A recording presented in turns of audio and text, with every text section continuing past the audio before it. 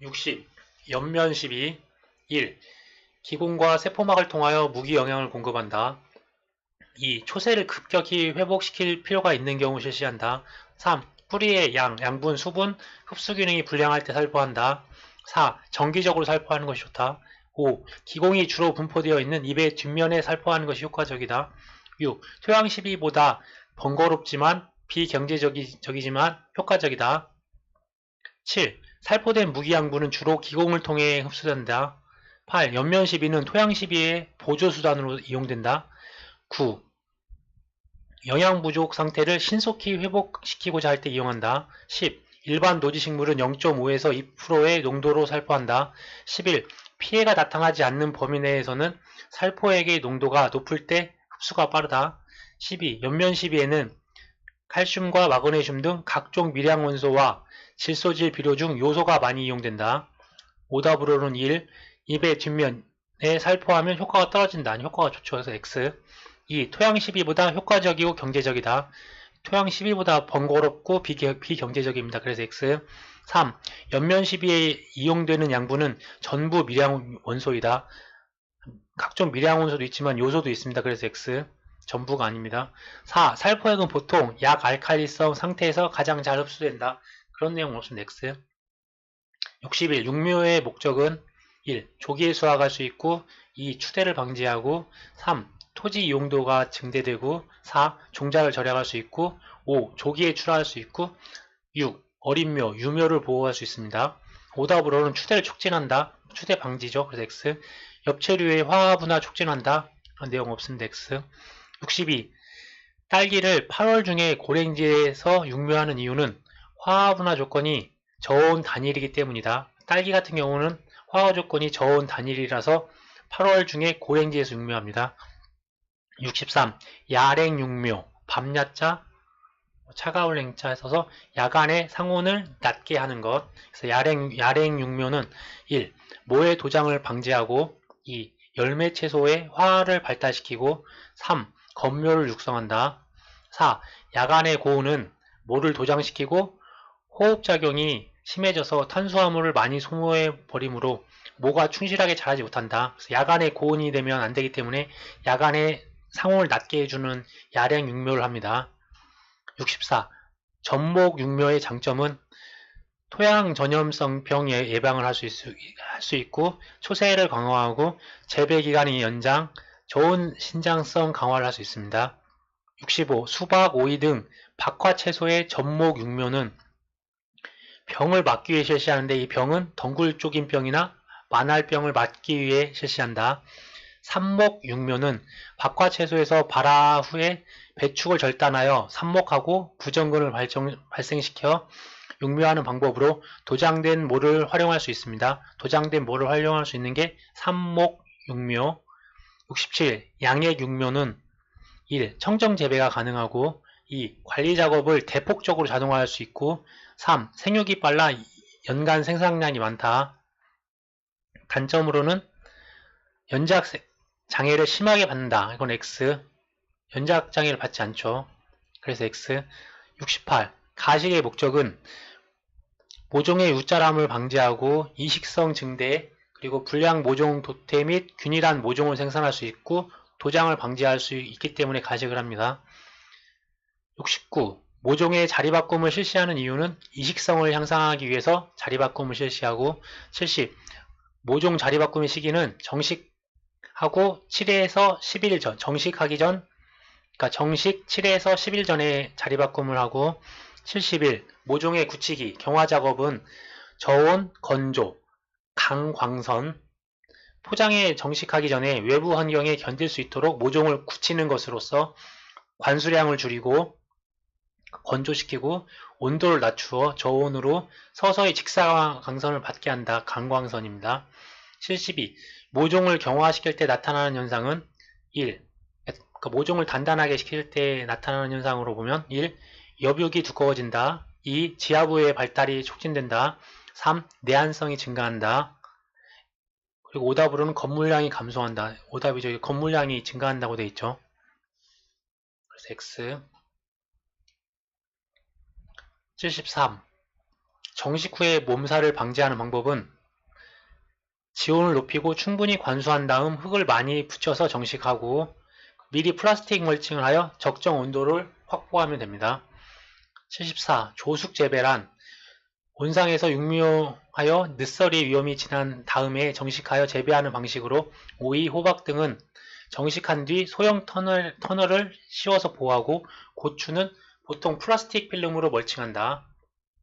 75. 관수할 때 적정한 수온은 대체로 재배하는 곳의 기온이나 토양의 온도와 비슷해야 좋다. 76. 관수를 해주어야 하는 때에는 유효수분의 50에서 85%가 소모되었을 때 관수를 해주어야 됩니다. 77. 저면 관수법이란 1. 토양 유실, 표토의 경화를 방지할 수 있고 2. 토양에 의한 오염, 토양병해를 방지할 수 있고 3. 양액재배, 분화재배에서 이용할 수 있습니다.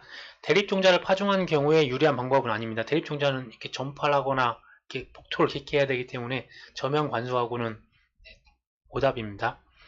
78. 점적 관수의 장점은 물을 천천히 조금씩 흘러나오게 하여 필요한 부위에 집중적으로 관수하는 방법으로 1.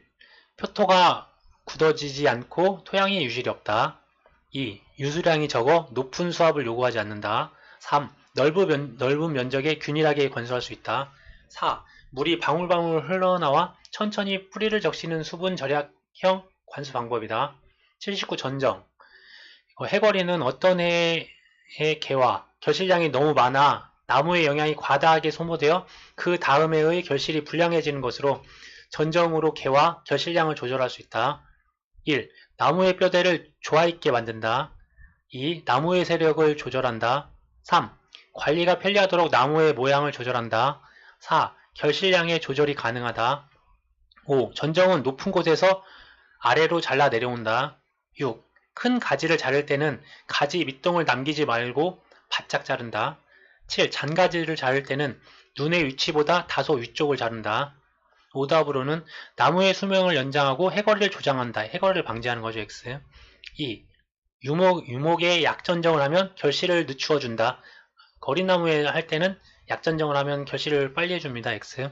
3. 노목에서의 강전정은 수세를 약화한다. X입니다. 수세 강화합니다.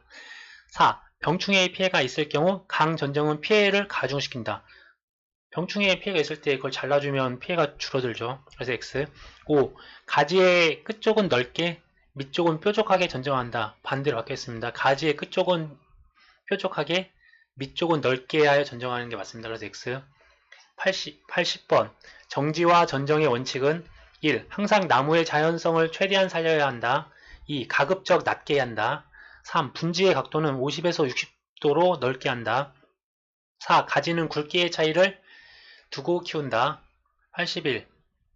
작년에 결실이 적게 되었던 나무에 전정을 하였을 때는 해거리를 한 다음에는 화분화가 많이 되므로 전정을 강하게 하여 결실을 조절한다. 82. 겨울 전정에 알맞은 시기는 보통 낙엽 후부터 수액이 이동하기 전인 이른 봄까지 실시하는 게 좋고요. 83. 여름 전정은 잎이 달려있는 동안 전정하는 것이고 84. 자름 전정이란 자라난 가지의 중간을 자르는 것으로 배, 포도, 복숭아의 겨울 전정에 많이 이용하는 방법입니다. 85. 소금 전정이란 가지의 기부를 잘라 솎아내는 것으로 사과, 감, 밤, 호두 등이 이용하고 예비지 전정이란 복숭아에서 이용하는 방법으로 열매 맺은 부위의 상승을 방지하기 위하여 하는 방법입니다.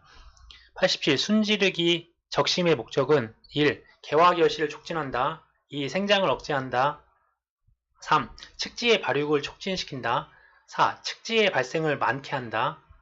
5. 고사한 부분과 병해충에 감염된 부분을 제거하여 식물체를 보호한다. 6. 목화나 두류에서도 효과가 크다.